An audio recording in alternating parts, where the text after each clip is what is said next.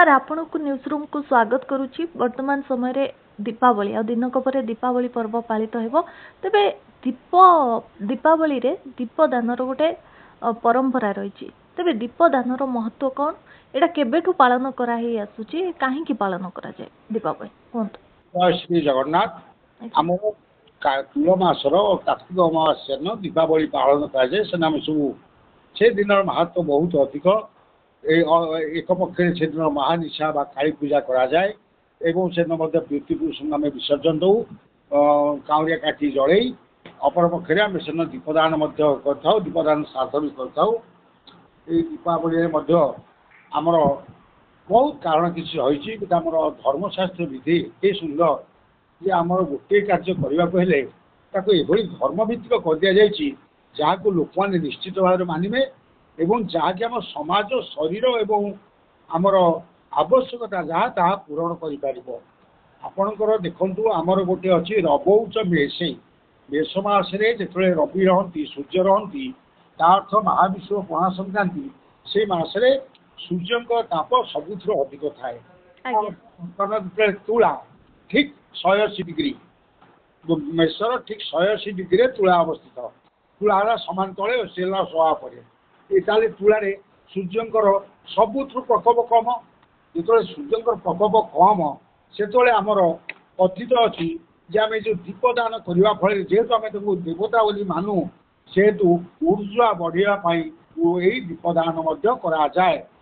द्वितीय कथा हूँ बर्तमान जदि आम कौन प्रकार वैज्ञानिक कारण देखा बर्तमान से विभिन्न प्रकार परिस्थिति जो गोटे नेली नेली पोक गुड़ाक ये समय प्रबल आसती एवं जदि आम दीपदान करदे ताले से पोक मान जो मरियाटी से घरे पसंदी रोषे घरे पसंदी बहुत हरियाण लोक मैंने हमें से मरियाटी दीप दवा फल।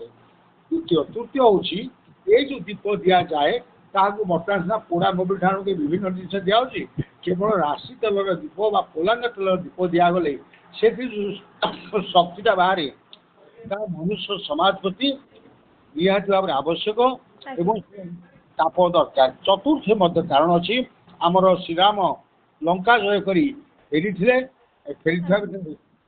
अयोध्यापुर लोक दीप दान कर उच्छ्वस्त संबर्धना देते आम दीपावली पालन करूँ एवं आम एपटे पितृपक्ष को आम दीपदान श्राद्ध कहूँ सेपटे श्रीराम को आम ग्रहण कर उच्छ्वस्त संबर्धना देथु दीपावली दीप आलोक द्वारा दीपावली कहुए।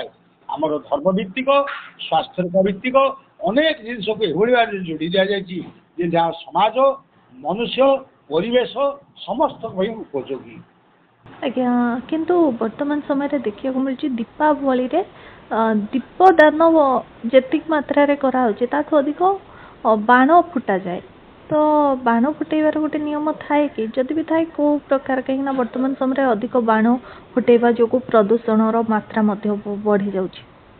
देखो देखा शिखा ओडिशा बाण फुटवाटा आमर शास्त्रीय परंपरा नुह आम आज यदि 50 वर्ष 40-50 वर्ष तक जी ताहले बाण आदौ कहीं फुटौ नथिले बाण फुटा आदौ नथिला ताहाको गोटे निर्दिष्ट संप्रदाय भाव आरंभ करदे।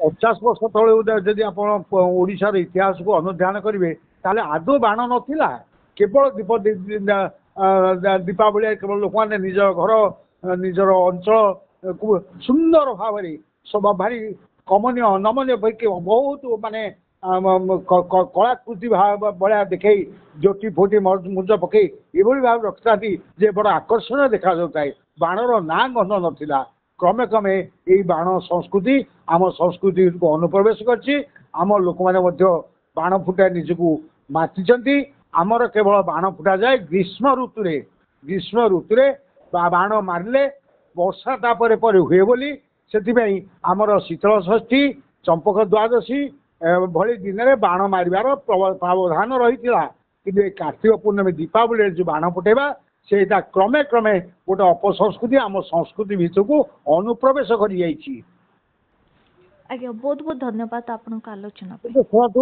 ଆପଣଙ୍କ ମାଧ୍ୟମରେ ମୁଁ ଏତେ କଥା ଏଇ ଜିନିଷଟା ନିଶ୍ଚିତ ଭାବରେ ଲୋକମାନଙ୍କୁ ଅନୁରୋଧ କରିବି ଯେ ଆମେ ଯଦି ବାଣ ଫୁଟେଇବା ତାହେଲେ ତାହା କେତେ ଲୋକଙ୍କର କ୍ଷତି କରୁଛି ତାହାକୁ ପ୍ରଥମେ ଜାଣିବା। ଆମେ ପ୍ରଥମେ ଜାଣିବା ଯେ ଆମେ ଯେଉଁ ରାସାୟନିକ ବାଣ ଫୁଟଉଥାଇ ସେଥିରେ ତିନି ପ୍ରକାର କ୍ଷତି ହେଉଛି। ଗୋଟିଏ କ୍ଷତି ହେଉଛି ପରିବେଶ ଦୂଷିତ ହେଇଯାଉଛି, ବାୟୁମଣ୍ଡଳ ଦୂଷିତ ହେଇଯାଉଛି। ଦ୍ୱିତୀୟ କୌଣସି ରୋଗୀ ବା ଗର୍ଭବତୀ ମହିଳା ଯଦି ଥିବେ ଏଇଭଳିଆ ଯେଉଁ ଉତ୍କଟ ଶବ୍ଦର ବାଣ ଫୁଟା ହେଉଛି ତାହା ତାଙ୍କ ଶରୀର ଉପରେ ମଧ୍ୟ ପ୍ରଭାବ ପକାଉଛି। ତୃତୀୟ ହେଉଛି ଏଥିରେ ବହୁତ ଟଙ୍କା ଅପବ୍ୟୟ ହେଉଛି। ସେ ଅର୍ଥ ଆମେ କୌଣସି ଅନାଥ ଆଶ୍ରମକୁ ଯାଇ ଦାନ କରିବା ତାହା ସେମାନଙ୍କର ଉପକାର ହୁଅନ୍ତା। ମୁଁ ଆପଣଙ୍କ ମାଧ୍ୟମରେ ଓଡ଼ିଶା ଜନସାଧାରଣଙ୍କୁ ବିନମ୍ର ଅନୁରୋଧ କରିବି ଆପଣ ଯଥେଷ୍ଟ ସଂଖ୍ୟକ ଦୀପ ଲଗାନ୍ତୁ, କିନ୍ତୁ ବାଣ ଫୁଟେଇବାରୁ ବିରତ ହୁଅନ୍ତୁ। ଯଦି ବାଣ ଫୁଟେଇବେ ତାହେଲେ ଆମର ଯେଉଁ ଗ୍ରୀନ୍ ବାଣ ସରକାର କହିଛନ୍ତି ମାରିବା ପାଇଁ, ଯେଉଁଟା କମ୍ ଶବ୍ଦରେ ଆମେ ଉପଭୋଗ କରିବା, ସେଇ ବାଣ ମାରନ୍ତୁ। ଅଯଥା ବାୟୁମଣ୍ଡଳ ପ୍ରଦୂଷିତ କରନ୍ତୁ ନାହିଁ, ଅନ୍ୟର ସ୍ୱାସ୍ଥ୍ୟ ସମସ୍ୟା ପ୍ରତି ସ୍ୱାସ୍ଥ୍ୟ ସମସ୍ୟା କାରଣ ହୁଅନ୍ତୁ ନାହିଁ, ବା ନିଜେ ପୁରା ଅଧିକ ଅପବ୍ୟୟ କରି ଆର୍ଥିକ କ୍ଷେତ୍ରରେ ପଡ଼ନ୍ତୁ ନାହିଁ। ମୁଁ ଆପଣଙ୍କ ମାଧ୍ୟମରେ ଓଡ଼ିଶା ଜନସାଧାରଣଙ୍କୁ ଆଜି ଶୁଭ ଅବସରରେ ଏତିକି ବିନମ୍ର ଅନୁରୋଧ କରୁଛି। ନିହାତି ଭାବେ ବହୁତ କରୁଛି।